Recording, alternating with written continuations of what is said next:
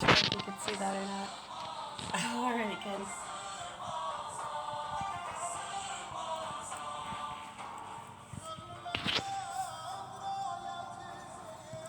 Yes, I love it too. It's really nice to dance to.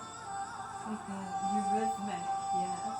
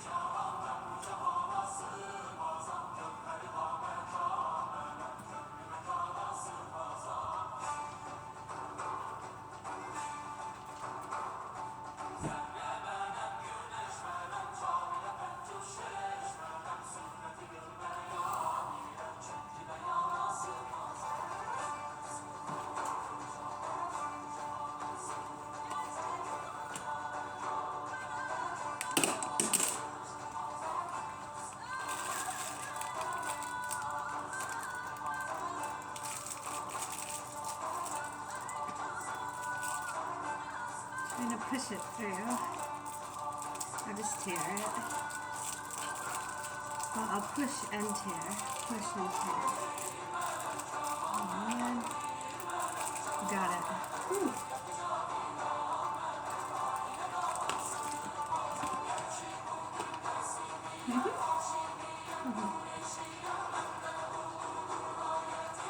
I like these, they're really good.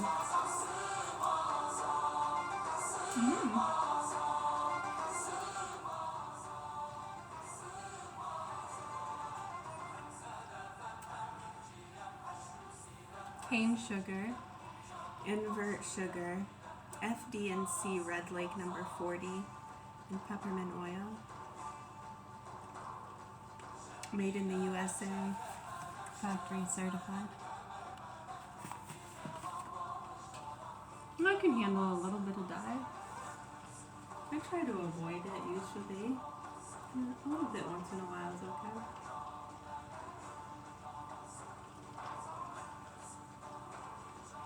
I mean, if I were drinking it, yeah, you know those, they're like bottles the kids can suck on? It's pure dye and sugar. Yeah, I mean, you do that every day for a while. Yeah, they learn that does cause a lot of hyperactivity and lethargy. Yeah, like the ups, crashes. Yeah, exactly. And then they need medication for that to help with the peaks and the crashes. Don't say mindful. Don't say breath work. Holy crap. They're psycho. I really hope so. Just gonna find some different music for reading. What I like about these, they melt really fast. It's huge. Oh god.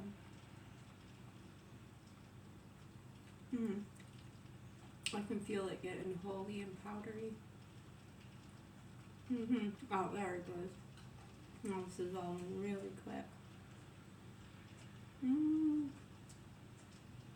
Don't chew it, just let it dissolve and push it around with your tongue. So good.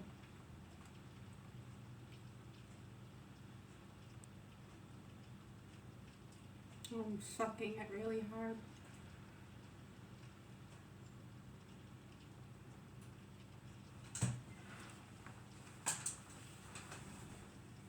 Reading The Peacemaker Who Went to War. Oh, did I lose my bookmark?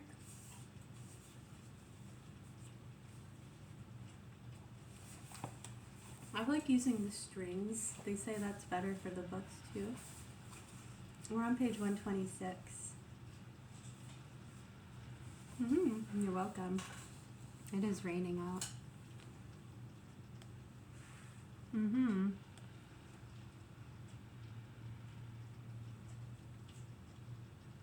Oh, thank you. I'm not sure if you saw the news, but Fox News is claiming President Trump is declining in the polls. President Trump responded and says Fox News polls can't be trusted. Now, Some people say they're the only ones who tell the truth. The only ones who don't trust anything. Definitely don't trust anything I say. Yeah, it's pretty sick what these motherfuckers around here have been doing.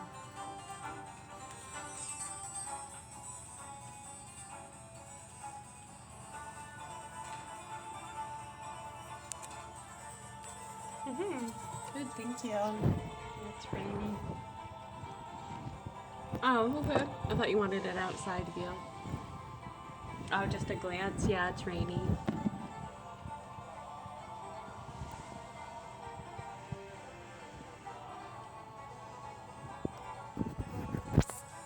Almost. Can you see there's still a little bit of snowbank over there by the sidewalk? Besides that, it's pretty much all melted.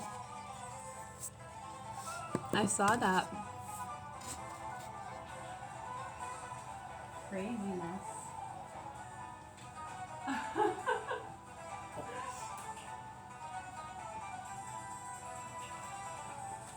Oh, okay, good.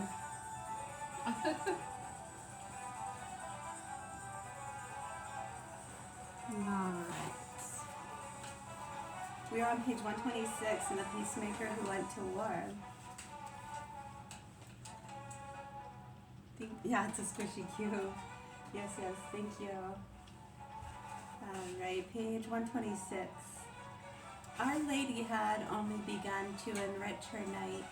She had imparted to him in those passing years a quasi-sovereignty, only a shadow of her virtues in comparison, in the depth of divine love, yet in store for him.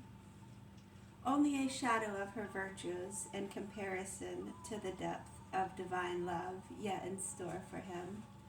But there was one obstacle in the way, Nuno's attachment to his daughter, Beatrice. Lady Irene, Nuno's mother, because of advanced age, felt that her destiny was already complete and was preparing for her holy death. But at this time of which we now speak, Lady Beatrice was in the full vigor of young womanhood. 4 years before, she had become the wife of King John's own son, the Infante Don Alfonso. King John, knowing Nuno's affection for his daughter, had desired to give even this proof of his own affection for Nuno. Thus he had joined Nuno to his own royal family. On the occasion of this wonderful marriage, the king gave his son vast lands with many cities and castles. Among them were all the possessions which had been confiscated from Don Goncalo Tellus, the brother of the deceased Queen Leonora. The country of Barcelos was likewise included. Nuno, on his part, with the approval of the king, made donation of many other fiefs and properties of his own. Fiefs, fiefs. Look that up.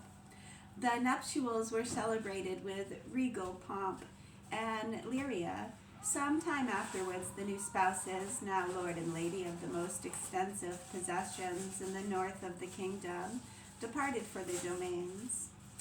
Later, through the nomination of the Infante, Don Alfonso as Duke of Braganza, there arose from the union a new Portuguese dynasty. It was this dynasty which gave sovereigns, among them the Emperor Charles IV, to almost all the states of Europe.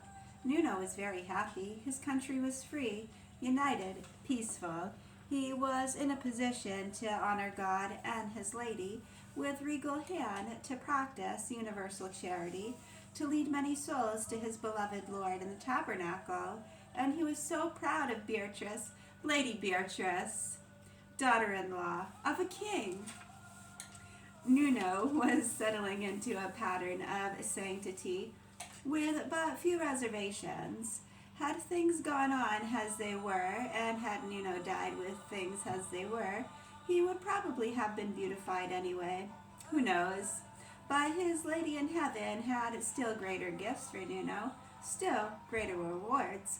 A slightly drastic measure was necessary, but it would lead to the greatest happiness of Nuno's life, complete union with God, even on earth, and it would lead, before long, to a grand reunion in heaven.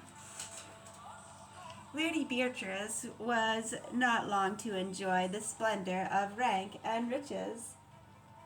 While still in full bloom of youth, and enjoying infant caresses of two darling children, death came as a thief in the night. She died giving birth to her child, her third child, a boy.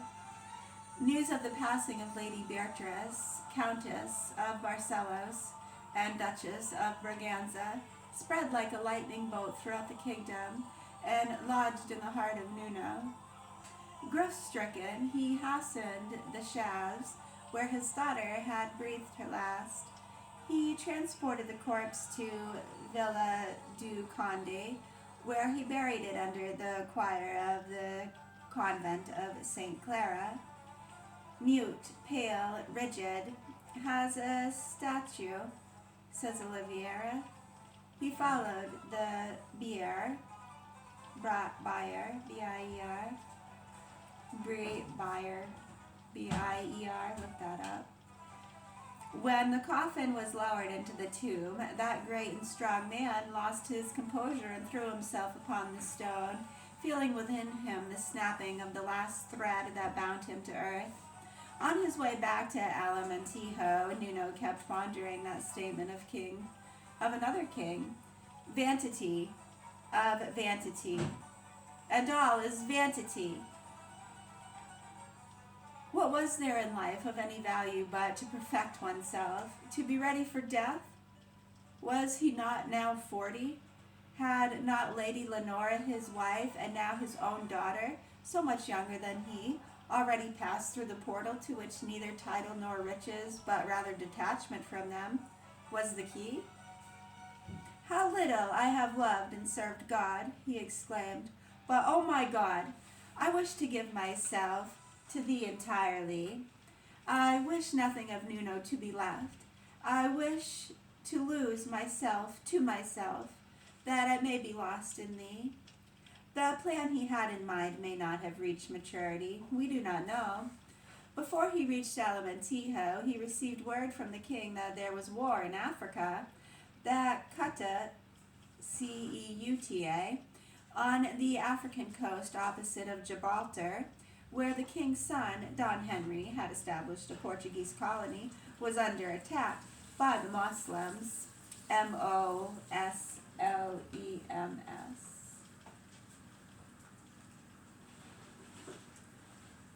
In response to his king's call, Nuno forgot his own grief and laid aside his own plans. He set sail at once to Ceuta,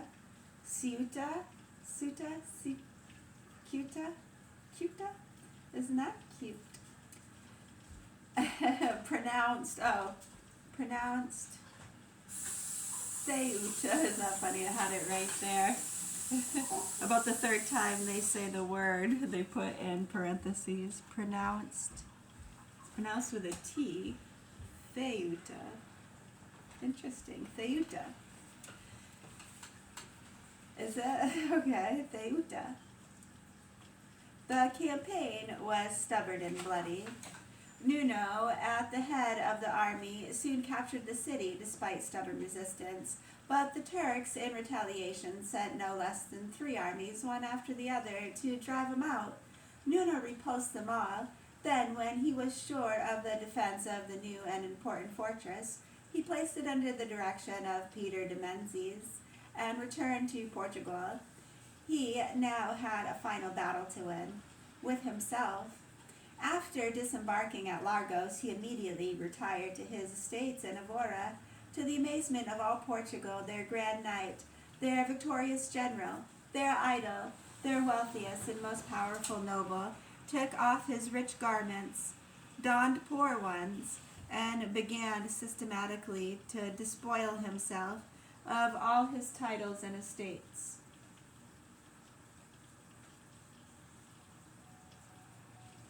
Chapter 11. The Carmelite. Page 131.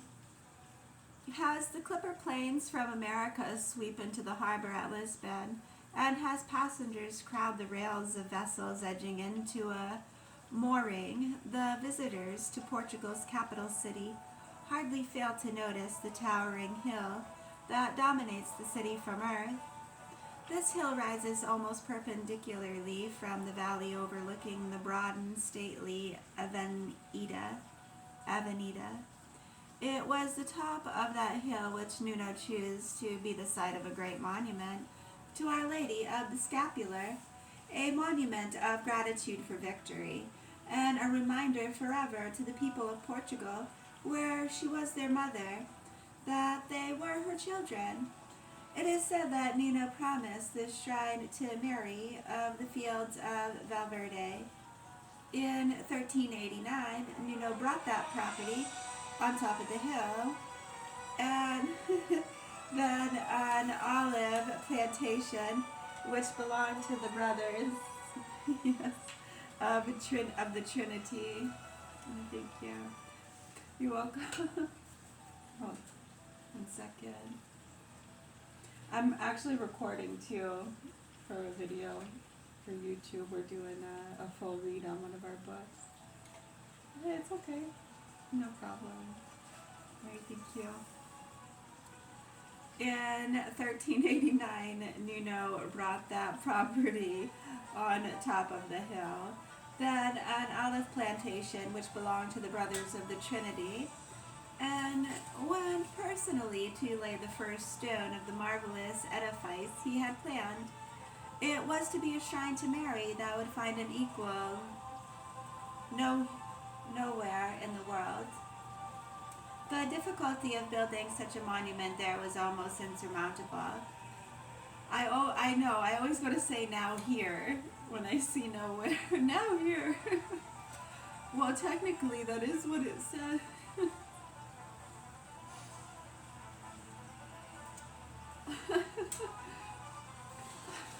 Hold on. Yes, thank you. It is 9:11 a.m. in the morning here.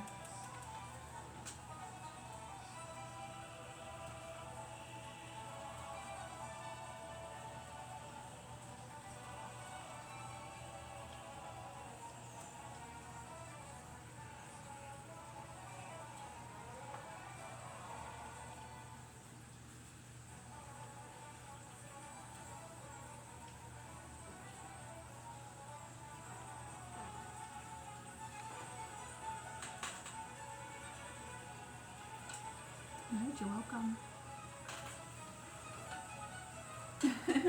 It was to be a shrine to Mary that would find an equal nowhere in the world. The difficulty of building such a monument there was almost insurmountable. After 3 years of work, the great corps of craftsmen whom Nuno had employed seemed hardly to have begun.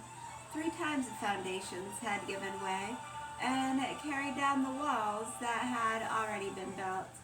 After the 3rd time, when men were discouraged, it seemed folly to continue. Folly or folly?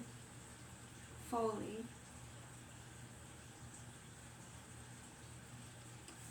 It doesn't matter, said Nuno, if we can't build it of stone.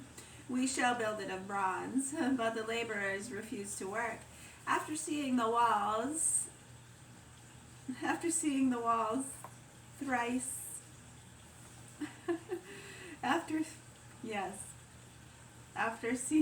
thank you. You're welcome. Yeah. It's just where we're at in the book. You know, I've actually never read this book, so I have no idea what you're talking about. But the laborers refused to work. After seeing the walls thrice crumpled, they were afraid. Nuno trembled their pay. Trebled, not trembled, trebled. He trebled their pay. For the fourth time, the men went back to work, raising the walls up from the side of the cliff towards the azure sky. If you just caught that one, that was an unusual.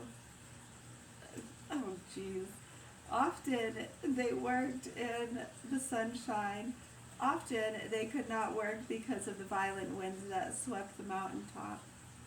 But supporting ramparts, oh, I skipped a line. But little by little, they progressed with their tiers of supporting ramparts. Ramparts, crossword. Oh, the ramparts they watched were so gallantly streaming. The ramparts were streaming. That's funny. Another good one. I swear, I have never even read this at all, actually. First time.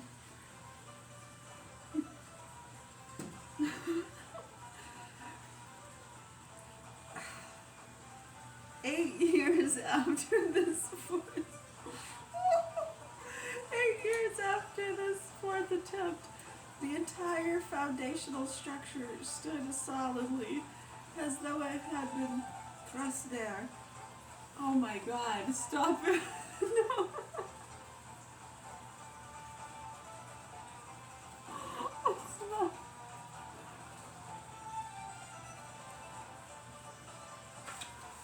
They're going off the chain. They're just making me laugh. That's all. Bunch of jokesters. This is my straight face. It's nothing but straight. No matter what face I'm making, it's straight. Believe me.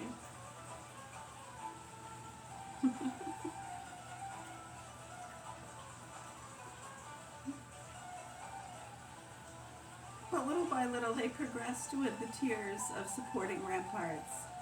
8 years after this fourth attempt, the entire foundational structure stood solidly, as though it had been thrust there by the same primeval disturbance that threw up the mountain.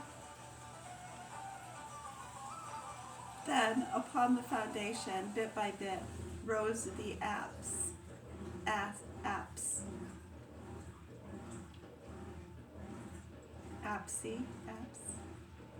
It's not an asp. APSE. Rose the apse. APSE. Men in the larger, look it up. Men in the larger numbers worked upon it in shifts. You know what? If you can hear me and you're asking me that, you can fucking look it up. Don't you even? Men in larger numbers. You're not allowed to look that stuff up while you're on the clocks. Well, we can do that later then, okay? You can look it up later yourself. Well, then be patient. Listen, dick. You want some tater tots? I'm gonna make rice in a little bit, actually. I'm almost done reading here for the moment. How much time? Almost 25 minutes. So try to keep it under a half hour. We'll see. Alright. Then upon this foundation, bit by bit, rose the apse. Men in larger numbers worked upon it in shifts, day in and day out, over 30 years. Nuno, whenever time permitted, during all those years, was to be found up in the mountains, watching the work, encouraging the men, consulting with the engineers. You can relate. I bet a lot of people can relate. This was the 1300s, so like picking daisies, you know. Grinding wheat. A good one. Good one. When it was finally finished, it was not only the most magnificent temple in Portugal, but perhaps the finest of its kind in all the world. It was 250 feet long and about 110 feet wide. St. Peter's in Rome. Acts like I'm getting paid. Oh, okay. St. Peter.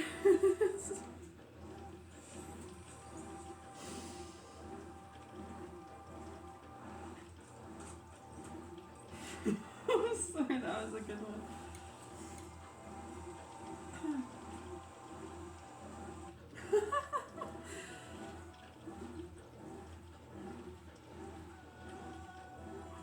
Alright, so you know what? We're gonna pause reading at the moment. We're on page 133. Alright. Well, you know what? In order for me to actually act like I'm getting paid, you know, I'd have to be signed, sealed, and delivered, so we'll see. I'm just kidding. Now we're gonna make some rice. Actually, our reading voice is getting a little,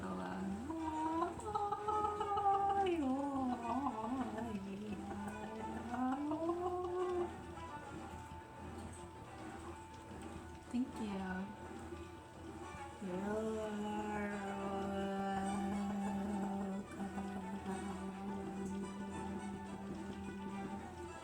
What's that?